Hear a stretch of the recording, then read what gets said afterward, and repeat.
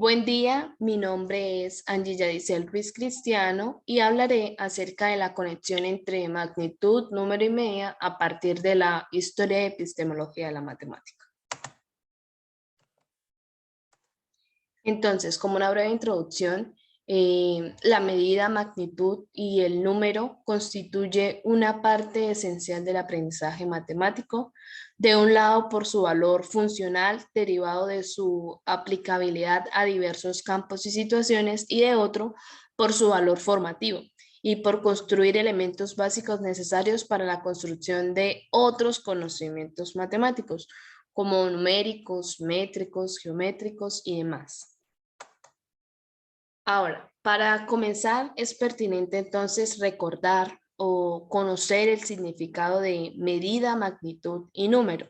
Entonces, en primer lugar, una magnitud es una propiedad, característica física o atributo observable de los cuerpos, entes, colecciones, fenómenos o situaciones que se manifiesta en distintos grados o intensidades.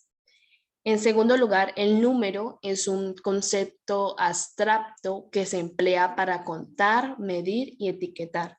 Y por último, la medida es la acción y efecto de medir y por tanto es el resultado de una medición, es decir, la cantidad que resulta de medir una magnitud. Ahora, ¿qué relación se puede establecer entre estos conceptos?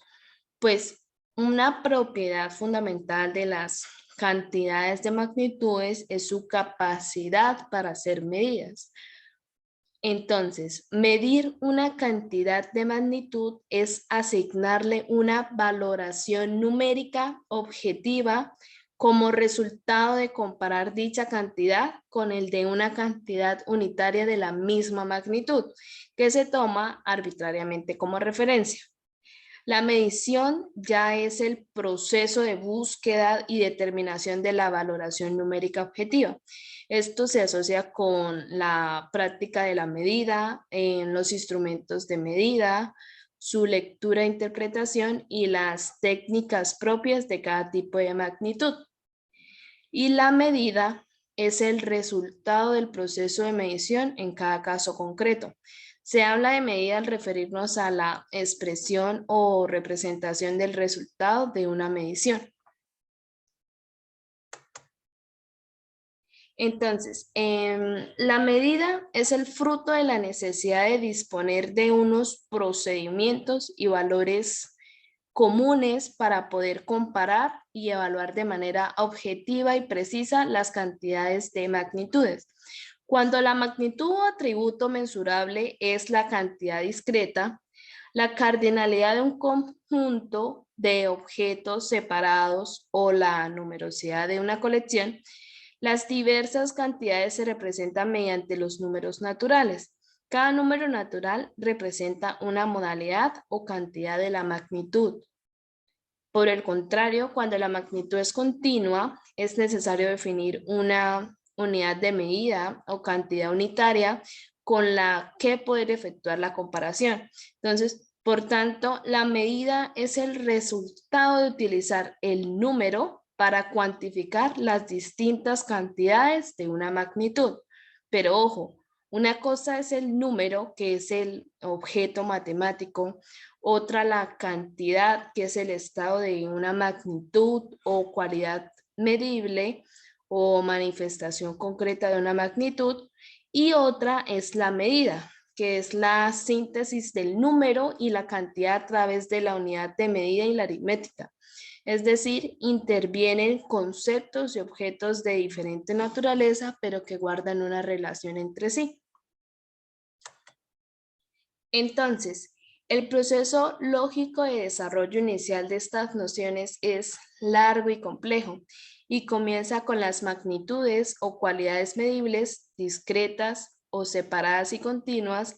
Se sigue la constitución del número como síntesis de procesos lógicos sobre diferentes numerosidades o cantidades y termina con la aplicación del concepto de número para expresar de forma precisa la medida de cantidades. Ahora, apoyémonos de la historia y la epistemología de la matemática para conocer un poco más a fondo aspectos claves entre magnitud, número y medida.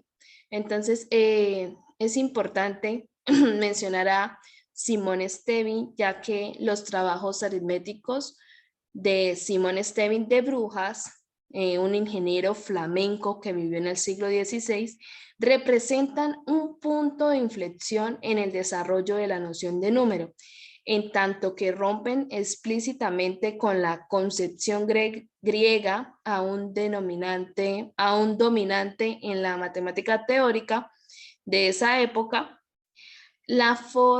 Stevin propone un nuevo concepto que integra las operaciones de contar y medir.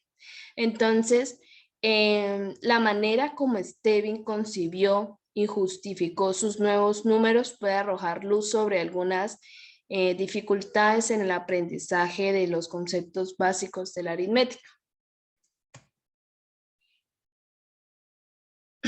En los griegos, el número se define a partir de la categoría de cantidad y mediante la oposición entre las cantidades infinitamente divisibles y las finitamente divisibles. Aristóteles define la cantidad como aquello que es divisible en dos o más partes alícuotas. La división es la operación que permite identificar las cantidades y también es la base de su clasificación. Una cantidad discreta o número puede ser dividida solo un número finito de veces. El límite de tal división es la unidad. La cantidad continua o magnitud puede dividirse indefinidamente sin que con ello pierda su esencia. Y los números y las magnitudes forman para los griegos las clases ajenas e independientes y en consecuencia sus respectivos estudios no solo son distintos sino irreductibles. Siguiendo la tradición platónica, la geometría se ocupa solo de estudiar las magnitudes, mientras que la aritmética lo hace con los números, tal como se cita en esta parte. Entonces, esta cita dice que los axiomas que son premisas de demostración pueden ser idénticos en dos o más ciencias, pero en el caso de dos diferentes genera tales como la aritmética y la geometría, no se pueden aplicar demostraciones aritméticas a las propiedades de magnitudes, a menos que las magnitudes en cuestión sean como números. Las comparaciones entre magnitudes en términos de sus razones dan lugar a la clasificación de las magnitudes en conmensurables e inconmensurables. Sin embargo, pues esta clasificación, así como las que resultan de todas las comparaciones que se establecen entre magnitudes, pues no obedecían a una definición de clases de equivalencia, puesto que son relaciones binarias, es decir, que se establecen tomando solo dos elementos a la vez. Entonces, la divisibilidad está en la raíz de la definición de conmensurabilidad e inconmensurabilidad. Si es posible encontrar una magnitud finita que mida simultáneamente a dos magnitudes dadas, estas dos magnitudes son conmensurables. Y si por el contrario, la búsqueda de esta magnitud unidad nos conduce a tomar magnitudes más y más pequeñas, en un proceso de división potencialmente infinito, las magnitudes son inconmensurables. Entonces, es evidente que el número natural no es suficiente para expresar el resultado de una medida de magnitud. No siempre, pues, la cantidad de magnitud a medir contiene un número entero de veces a la unidad elegida. De aquí surge la necesidad de fraccionar la unidad con el fin de expresar los resultados con más fiabilidad y exactitud. Aunque parece obvio que la construcción de los números racionales como extensión de los enteros es consecuencia de la medición de magnitudes, pero con la introducción de los números fraccionarios no termina la necesidad de ampliación de los conjuntos numéricos. ya que no siempre se puede expresar el resultado de una medición mediante una fracción. Para finalizar, quiero dar dos cortas reflexiones para la enseñanza y aprendizaje.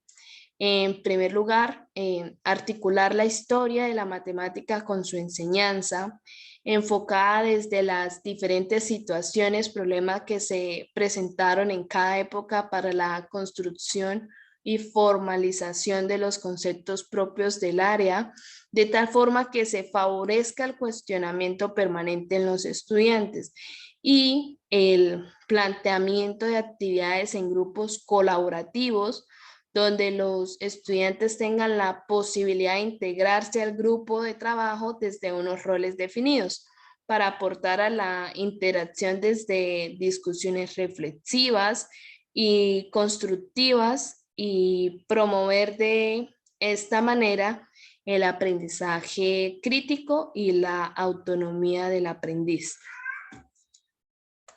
Estas son mis referencias bibliográficas y muchas gracias.